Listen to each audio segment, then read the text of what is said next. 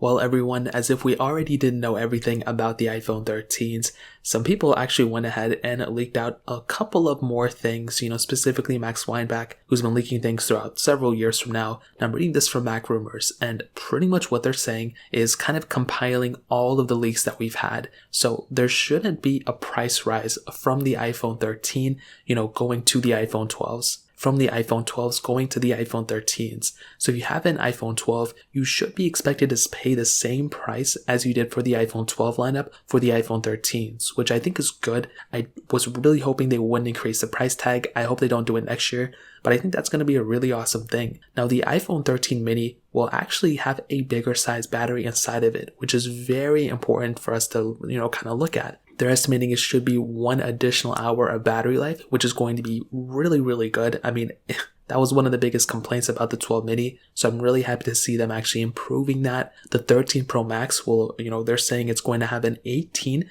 to 20% larger battery compared to the 12 Pro Max. So this could potentially be a bigger size battery than even the 11 Pro Max, which was the biggest size battery Apple has made at this point for their iPhones. And if that were to be the case, and if they keep it in that same body size, that is going to be super impressive in my opinion. Now, they also say that the 13 and the 13 Pro are going to have the same battery components as last year, but the batteries are going to be 10% larger. So that still kind of showcases that the 12 and the 12 Pro are going to be the same body. They're going to probably recycle the same parts, I think, as the 12s last year. But I kind of like that. The 12 Pro, you could tell, was more premium, but I liked them both being the same size for sure. Now, the battery life on the iPhone 13 Pro, they say, could be worse than the iPhone 13, but it's because of a good reason. We could potentially be getting that 120 Hz refresh rate, aka that ProMotion display, just like how the iPad Pros have it on these iPhones. And if that ends up being the case, that is going to be one of the best features for you to go and upgrade from an iPhone 12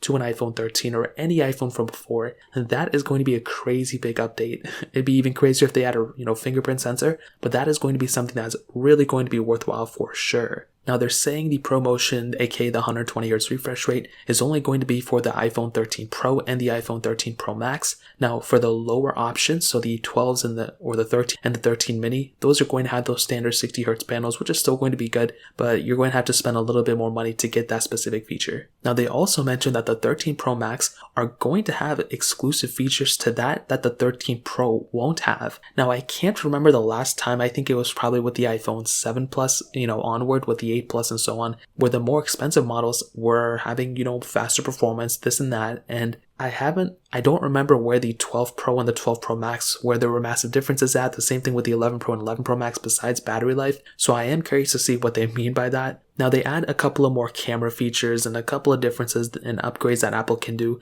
with the camera. Honestly, I think it's going to be better enhancements. I think it's going to be great, but I'm more focused on the speed improvements, battery improvements, ProMotion, things like that. Like I mentioned, cameras are so good. I'm happy if they add more improvements in there, but I hope they focus in on other improvements for these devices as well. So there were some things with the Apple keynote with the specific event invite that they had. It kind of looks like there could be an always on display. We really don't know, but I'd be super happy with it. But if they bring in that ProMotion, that is going to be crazy. The release date of these things, as always, is probably going to be the September 24th timeframe. That's what some people were estimating. So the end of this month, that's probably what's going to happen. We're going to get them in our hands. The event is actually September 14th. And that's really pretty much everything that we could expect for the iPhone 13s right now. If you guys have any other questions or any other leaks come out from now until then, I'll keep you guys updated. Hit the like button if you guys enjoyed the video, but definitely hit that subscribe button. More importantly than everything else, I love every single one of you guys. Hopefully I'll catch you guys in the next video.